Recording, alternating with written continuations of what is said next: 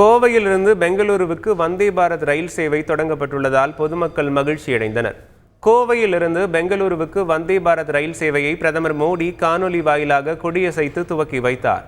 வழக்கமாக கோவையிலிருந்து பெங்களூருவுக்கு ரயிலில் 7 மணி நேரம் ஆகும் நிலையில் வந்தே பாரத் ரயிலில் கிட்டத்தட்ட 5.5 மணி நேரத்தில் சென்று விடலாம். கோவையிலிருந்து திருப்பூர், ஈரோடு, சேலம், தர்மபுரி, ஓசூர் வழியாக பெங்களூருவுக்கு வந்தே பாரத் ரயில் இயக்கப்படுகிறது.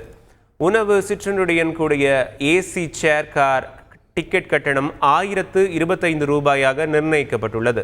எக்ஸிக்யூட்டிவ் சேர் கார் டிக்கெட் 1910 ரூபாயாக நிர்ணயம் செய்யப்பட்டுள்ளது. ஜனவரி 1ஆம் தேதி முதல் அதிகாலை 5 மணிக்கு கோவை ரயில் நிலையத்தில் புறப்பட்டு 11:30 மணிக்கு பெங்களூரு சென்றடையும் வகையில் ஏற்பாடு செய்யப்பட்டுள்ளது. மறுமார்க்கமாக பெங்களூருவிலிருந்து இரவு 8 மணிக்கு புறப்பட்டு நள்ளிரவு கோவை வந்தடையும். வந்தே பாரத் ரயில் தொடக்க விழாவில் MP நடராஜன், பாஜக தேசிய மகளிரணி தலைவர் வானதி சீனிவாசன் உள்ளிட்டோர் பங்கேற்றனர்.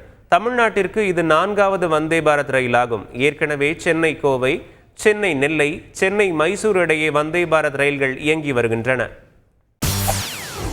செய்திகளை உடனுக்குடன் தெரிந்து கொள்ள உடனே சப்ஸ்கிரைப் பண்ணுங்க.